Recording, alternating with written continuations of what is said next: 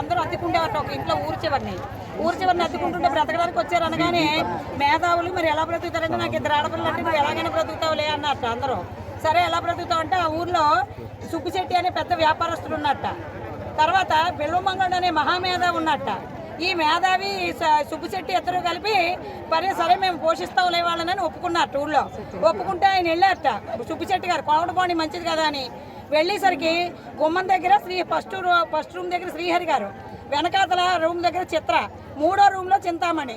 ఆ చింతామణి దర్శనం అమ్మకమనిపై సుబ్బిశెట్టి గారు 3 సార్లు వచ్చేసరికి ఒకసారి వచ్చినప్పుడు బంగారం, ఒకసారి వచ్చినప్పుడు ఆస్తి, ఒకసారి వచ్చినప్పుడు డబ్బు లాగేసి పంపించేసింది చిత్రాన శ్రీహరిని.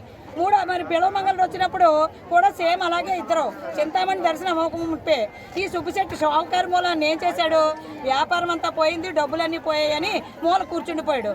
మరి బిల్వమంగళుడు మేధావి కదా, బ్రాహ్మణ కదా, మేధావి ఏమవుతుందో తెలుసుకోవాలన్న ఆతృతతోటి ఇంకా భార్య బిడ్డల పరిస్థితి బాగోపోయినా ఇంట్లో వదిలిపెట్టి రాత్రి ఆ చింతామణి కొంతకాలానికి నేను ఈ సన్యాసం తీసుకుంటాను, నా వల్ల మీరు వ్యాపారం చేస్తున్నారు, నేను చేసిన కర్మ నాకు అయిపోయింది, నేను కడకాలానికి వెళ్ళిపోతున్నానని చెప్పి వెళ్ళిపోయిందిట. పెద్ద బంగాళాలోకి ఏదో పెద్ద గోడ కట్టేస్తే లోపల ఉండిపోయిందిట చింతామణి.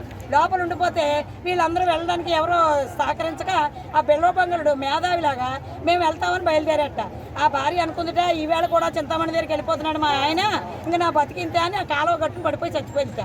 ఆ శవం తేలితే దాని మీద నుంచి ఎక్కి గోడ దగ్గరికి వెళ్ళాట. చీకట్లో బోరిన వర్షంలో చీకట్లో వెళ్తే భార్య శవం మీద తాటి చెట్టు మొదలనుకొని ఎక్కేసి వెళ్ళిపోతే ఆ గోడ మీద నుంచి పెద్ద పాము జారుతుంటే తాడనుకుని పట్టుకొని ఎక్కేసాడు. ఎందుకంటే అది చేరుకోవాల్సిన ప్రదేశాన్ని చేరుకోవాలి అనే విజ్ఞతతోటి, అంటే తహతలాడడం, ఆ గురి ఆయన మీద ఉండిపోయింది. వెళ్ళాలి చింతామణిని చూడాలన్న ఆతృతతోటి వెళ్ళి గోడెక్కేసి వెళ్ళిపోతే ఆవిడ సన్యాసం స్వీకరించి సన్యాస వస్త్రాలు వేసుకుని ఏమిటయ్యా ఏం చూస్తావు మా దగ్గర, ప్రతి ఆడదాన్ని అదే విధంగా చూడాలి, ఇది సభ్యతగా లేదు, నీ భార్య బిడ్డలు చూసుకో అని జ్ఞానోదయం శ్రీకృష్ణ పరమాత్మ ద్వారా చెప్పించిందిట.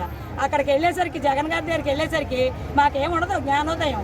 ఈ లోపుని చింతామణి మన స్త్రీ శిశు సంక్షేమ శాఖ మంత్రి గారు, మరి బొత్స సత్యనారాయణ గారు, శ్రీహరి గారు, వీళ్ళిద్దరినీ దాటుకుని మేము అక్కడ చింతామణి దగ్గరికి వెళ్ళేసరికి మా ఆయుష్ పూర్తయిపోయింది సార్. మమ్మల్ని దయించి మమ్మల్ని అక్కడ పంపించండి, మా దర్శన భాగ్యం కనిపించండి. ఎమ్మెల్యే గారు వచ్చి మా లెటర్ ఇస్తే మేము వెళ్ళిపోతాం, మాకు ఓపికలు అయిపోతున్నాయి.